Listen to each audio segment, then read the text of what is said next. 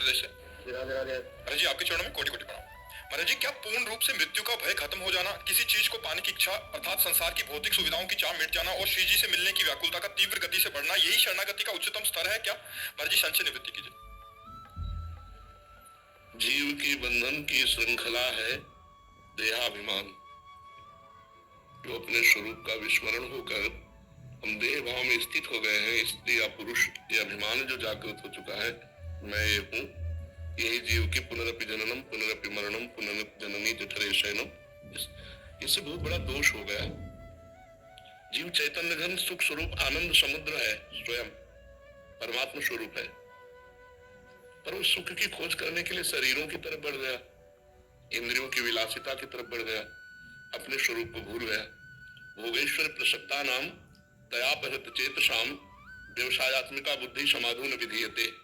जो भोग और ऐश्वर्य में सुख कर लिया, जिसका चित्त अपहृत हो गया, चाहे शरीर का भोग हो चाहे वस्तु का भोग हो, और धन वैभव मान प्रतिष्ठा अच्छा लगने लगा, मारा गया, वो मारा गया, माया के प्रवाह में वो बह गया। और ये प्रवाह ऐसा है कि बिना गुरु कृपा के रुकता नहीं है। गुरु कृपा ही केवलम, जिसने गुरुदेव की शरण ले ली और गुरुदेव के द्वारा ज्ञान तिमिरांधस्य ज्ञानांजन शलाकया चक्षुरुन्मीलितम येन तस्मै श्री गुरुवे नमः, जो अज्ञान का नाश करके ज्ञान का प्रकाश कर देते हैं, तब हमारा ये माया का प्रवाह रुकता है। तो हमारी चित्त वृत्ति भोगों में आसक्त हो गई है। हमारा ज्ञान मलिन होकर के इस बात का हो गया कि मैं स्त्री हूं, मैं पुरुष हूं। यही हमारी दुर्गति का कारण है।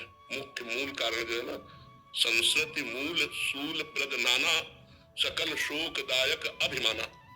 संस्कृति का मूल और समस्त दुखों को देने वाला यह देहाभिमान है, जो हम अपने चैतन्य घन स्वरूप को भूलकर पांच भौतिक देह में अपनापन इतना कर लिए कि मैं पुरुष हूं, मैं स्त्री हूं। यही हमारी दुर्गति का कारण है। और जब हम गुरुदेव की शरण में होते हैं और जब उनके द्वारा नाम उपासना हमें प्राप्त होती है, तो इसी जड़ता का नाश होता है जो आपने बोला ना।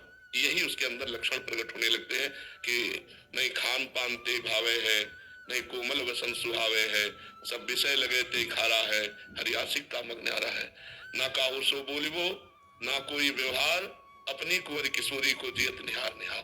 शरणागत का लक्षण किसी भोगों में सुख न मिलना, भगवान के नाम रूप लीला गुण धाम में चित्त का रमण करना, किसी भी तरह किसी भी द्वंद से पराजित न होना, सुख दुख मान अपमान लाभ हानि, तो शरणागति उसकी पक्की, वो भगवत प्राप्त हो जाएगा।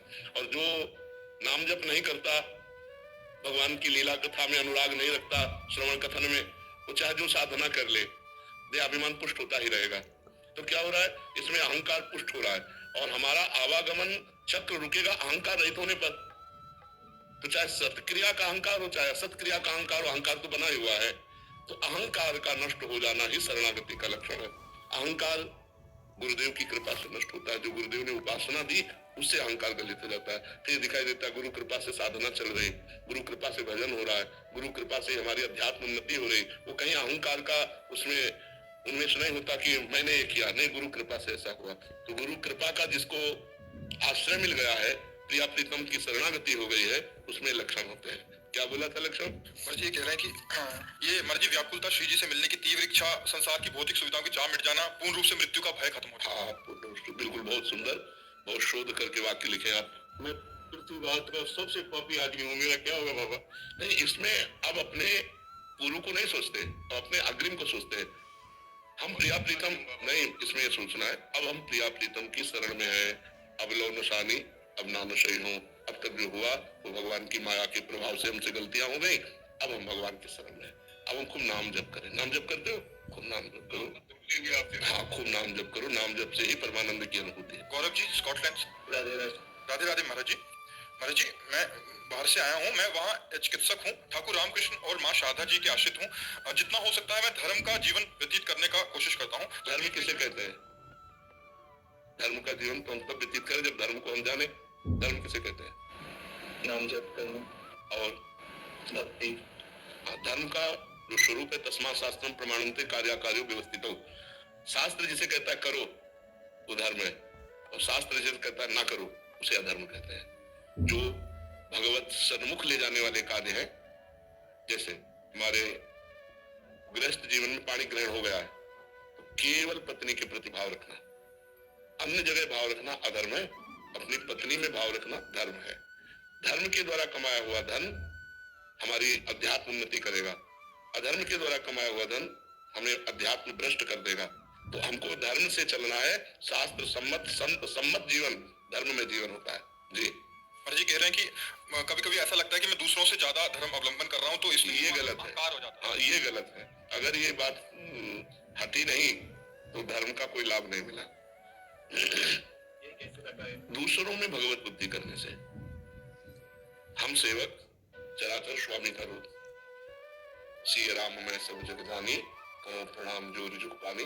दूसरे जीव नहीं है, दूसरे शिव है, जीव तो केवल मैं हूं। हमारी भक्ति तभी पुष्ट होती है जब हमारे अंदर ये भाव आता है, सो अनन्य गति जाके असमति न तरे हनुमंत, मैं सेवक सचराचर रूप स्वामी भगवंत। चराचर जगत हमारा इष्ट रूप है, मैं सेवक हूँ। तो अभिमान ही नहीं आएगा। धर्म का पालन करने का मतलब है कि हमारे हृदय में दैन्य भाव आ जाए। प्रणादपि सुनी चेन तरोरी सहिष्णुना अमानिना मान देना।